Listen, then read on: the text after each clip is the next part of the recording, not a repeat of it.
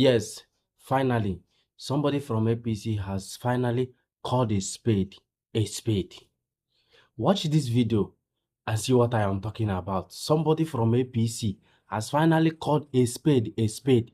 Watch this video and see what I am talking about. Don't forget to share. Don't forget to share so that people will know that other people have started changing their mind. People from APC have started saying the truth. Somebody has finally said it. Check the video. Thank you, Mr. Speaker. The Right Honorable Abbas Tajuddin, GCON Zazo, the Speaker of the House of Nigerian People. I want to first of all thank you for this initiative. Mr. Speaker, which of course is giving opportunities to members representing their own people to speak for the people and speak for the constituents, for their constituents. Let me first of all, Mr. Speaker, identify as the same Honorable Ado Dogwa.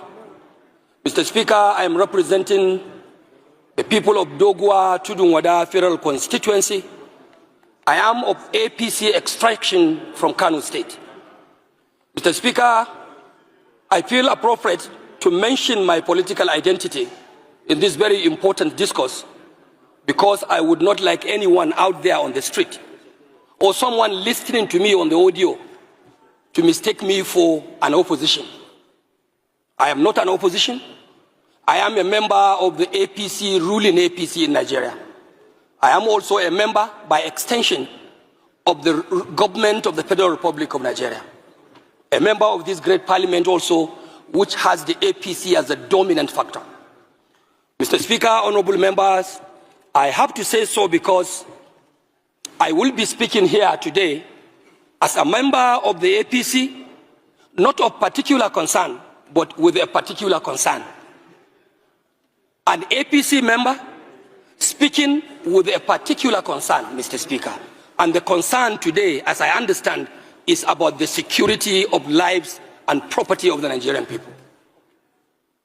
Mr. Speaker, I have heard briefs and submissions by the relevant committee chairman here about the situation of Nigeria's security architecture. Good, Mr. Speaker.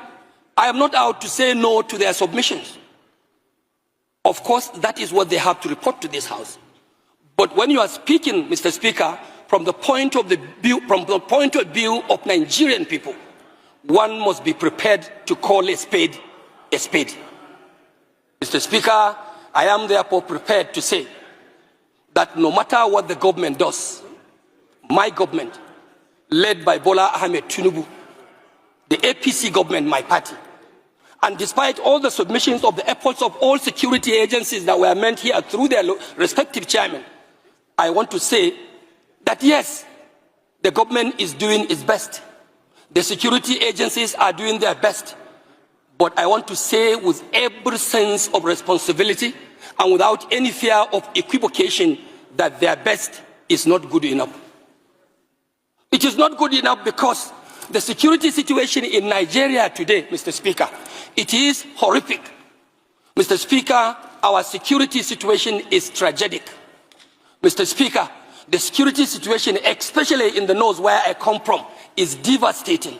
Mr. Speaker, our situation in Nigeria today in the area of security is unspeakable. It's unspeakable because our people are left ravaged in serious tension, fear and desperation, all because we are lacking and reneging in our institutional and collective responsibility as a government. Mr. Speaker, the fact remains the same, and like every one of you here would say, that the responsibility of every democratic or elected government, even military governments, Mr. Speaker, fundamental responsibility of government is the security of lives and property of its own people. Mr. Speaker, what we have today is like a failed security. What we have today, in my opinion and in my views, Mr. Speaker, is like, for me to quote in the words of the popular Bob Marley in his own song in those days in the 80s, when he was saying, war in the north, war in the west, war in the east, and war down south. Mr. Speaker, today, Nigeria is operating under a complete war against humanity. And this House must not only continue to chant slogans, move motions, take contributions from members. We must have to step up and rise up to the expectation of our own people. And that expectation must be beyond making pronouncement on the floor. Mr. Speaker, we have to step our institutional mandate. We have to step our institutional commitment and determination to protect the lives of the vulnerable people. Mr. Speaker, you rightly said in your remarks that you were in Kebbi State. As God may have it, Mr. Speaker, I went to Kebbi with you. I saw how the governor of Kebbi, who is the chief security officer of the state, speaking to the delegation of this honorable house in nostalgia, Mr. Speaker, with a very heavy heart. At a point, I would not miss to say, I will not be mistaken to say that I saw the governor weeping in the heart. This will be the same situation everywhere you go, in the south or in the north or in the east or down in the west. Mr. Speaker, our governors are not only overwhelmed, it's like they cannot even do it. The responsibility of security, Mr. Speaker, of course, by the constitutional provisions, it is a sole responsibility, more of a sole responsibility to the center. I agree with whoever may say, of course, governors in the subnationals are also accountable and they must be held responsible for the security of lives and properties of their people. Mr. Speaker, I want to say that in virtually all of our constituencies, given the opportunity, everyone here can rise to tell you the account of what is happening. Mr. Speaker, it is not religious. Mr. Speaker, it is not even political. This fight and this menace of insecurity in Nigeria is something that does not have any identification of one's party or one's religion or one's tribe whatsoever. It is a calculated attempt to demoralize Nigerian state.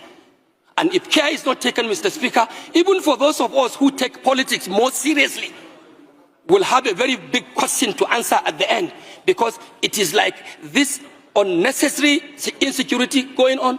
This is a high level of conspiracy targeting our political processes.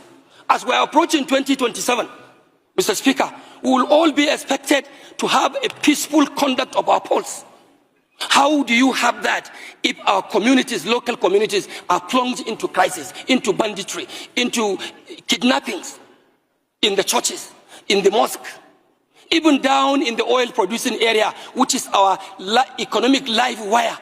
Production of oil, crude oil, is being unfortunately undermined by militia groups. So it is like a collective thing that we must put our hands on deck and call whoever is responsible, sir, to order. Order, order, and order. And this House must not take for granted that we are not part of the government. If the government is wanting, this institution of the legislature is a component of the government itself. We have to look inward to ourselves and see what more of oversight functions, like some members have said, are we going to make? Are we going to provide? Mr. Speaker, we can even declare legislative emergency. Close the House, shut it up. Who are you legislating for? What laws are you making when the country is running in blood? The country is running in blood and tears. You cannot go, the farmers cannot go to farm. Our traders cannot go to market. Worshippers cannot go to mosque, cannot go to churches. Then what are you legislating here? Mr. Speaker, if the government is not prepared to actually do the right thing that will protect the lives and property of our people, I urge on you, I urge on this honorable House, as a House of the people of Nigeria, to stand up to pay the supreme cost. And that is no more than to shut this House down and to call emergency on any legislative issue and wait until the right thing is taken by the government of the day. Mr. Speaker, I also want to believe we are equally responsible. We should also go down to our constituencies and lead civil organizations, like the civil vigilante. Let's go and reorganize our vigilante groups. We take commands and take charges of such civil organizations to see how we can salvage and protect our country, Nigeria. What is happening today, Mr. Speaker, is not just to call for mere security or an average performance of security agencies. What we expect of Nigerian government